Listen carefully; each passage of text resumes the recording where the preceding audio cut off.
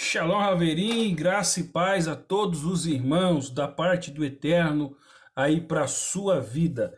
Queridos irmãos, hoje eu quero trazer aqui um comentário sobre o texto de Hebreus, capítulo 6, versículo 4 ao 6, tá? Muito mal compreendido e é aí alvo, né? Ou o tema de alguns debates teológicos, tá certo?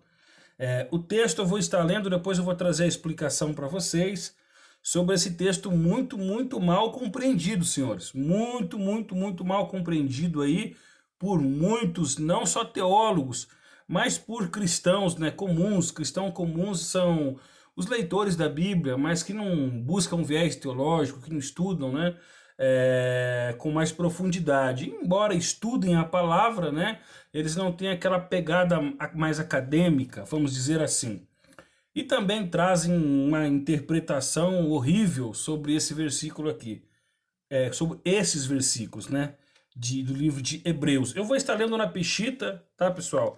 Eu sempre falo da Peshita no meu canal, para quem chegou agora, né? Deixa eu abrir mais aqui. Essa daqui, ó, Peshita. Tradução do aramaico siríaco feita pelo Orochi Sadok Ben-Derer. Diz assim, livro de Hebreus, capítulo 6, versículo 4 ao 6, tá? Livro de Ivrim. Se você tiver a Bíblia judaica do David Stern, é Judeus Messiânicos. Se a tua Bíblia for uma Bíblia comum, da tradução do grego João Ferreira de Almeida, ou similares a ela, é livro de Hebreus. Diz assim na Peshita, a tradução do aramaico. Mas eles não são capazes de chegar à perfeição. Aqueles que uma vez desceram a imersão, batismo, tá? Imersão, provaram o dom que vem do céu e receberam a Ruach HaKodesh, que é o Espírito Santo. E provaram a boa palavra de Elohim, que é o Eterno, que é Deus. E o poder do mundo que virá, pois novamente pecaram a partir do princípio, apesar de outrora terem sido renovados para a techuvá, ou arrependimento, dependendo da tradução que você tiver. Desde o princípio crucificam o Filho de Elohim e o desprezam. Irmãos, esse texto é bem mal compreendido em alguns viés teológicos, porque alguns estudiosos da palavra de Deus, eles pegam esse texto e eles começam a formular doutrinas, tá? Porque aqui as pessoas que perderam a salvação, que decaíram, é porque não eram predestinados à salvação, que é o caso dos calvinistas, né? Porque se eles fossem predestinados à salvação, eles não cairiam. Ou seja, estes salvos aqui não eram salvos. Deu para entender? Os irmãos entenderam, né? Eram salvos, mas não eram salvos, tá? Dentro da visão calvinista, esse povo aqui nunca foi salvo. Dentro de uma visão arminiana, são pessoas que não vigiaram e decaíram da graça. Aí eles ficam batendo nesta tecla, né? Aí fica essa guerra entre arminianos e calvinistas. Mas o texto tem alguma coisa a ver com esses viés teológicos? Não, tá, irmãos? Não tem não. Outro extremo que é o estudioso comum, aqueles que não são acadêmicos, que não têm um viés teológico a defender, eles também trazem uma péssima interpretação desse versículo, tá? Eles olham para isso e vê que aqueles que provaram o dom celestial, aqueles que eram salvos, né, para eles, na visão deles, eram salvos outrora, mas decaíram, voltaram para o mundo, desviaram-se, agora estão afastados da igreja, estão bebendo, estão fumando. Esses daí você nem adianta mais pregar, porque também vai ser impossível essas pessoas chegarem ao arrependimento. É outra interpretação totalmente também errada, né? Totalmente fora do contexto, tá? Irmãos, nós temos que entender que a carta aos Hebreus, ou o livro de Ivrim, ou Judeus Messiânicos, que é o título na Bíblia judaica do David Stern, mas nas Bíblias comuns que nós temos no Brasil, que é Hebreus, os hebreus, eles são judeus, são hebreus, eles são o povo do Eterno que converteu, tá? São a linhagem abraâmica, são os filhos de Abraão, e são judeus que convertem a fé no Mashiach, no Messias, né? No Senhor Jesus.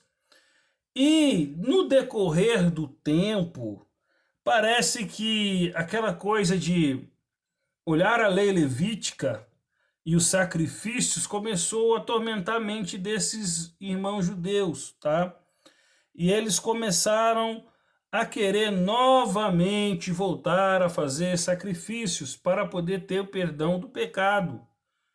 Ora, eles aceitaram Mashiach, eles têm que entender, né, na visão aqui do escritor, que Yeshua, que Jesus, ele é o sacrifício perfeito, pleno, completo. Uma vez que nós aceitamos a fé no Senhor Yeshua, ele é o Cordeiro perfeito que foi sacrificado na cruz do Calvário e derramou o teu sangue como uma oferta de expiação, né, como ali um sacrifício expiatório perfeito.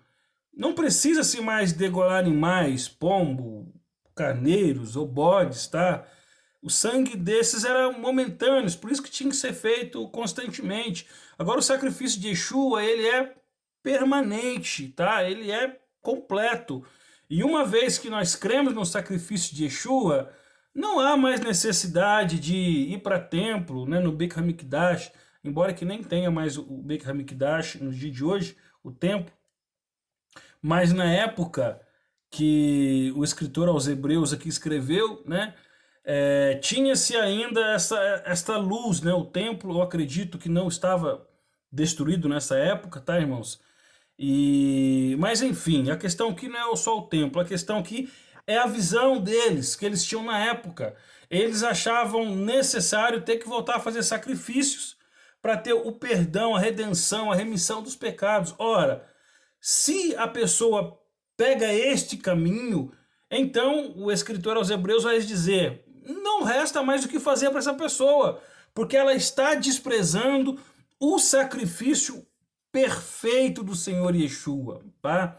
O sacrifício que perdoa, né, faz com que o Eterno perdoe as nossas iniquidades, né, e nos limpe, que nós somos purificados através desse sangue, e esse sangue nos faz justo perante o Eterno a partir do momento que nós arrependemos, né, dos nossos pecados e voltamos à nossa fé no Messias e cremos que ele é o sacrifício perfeito, tá?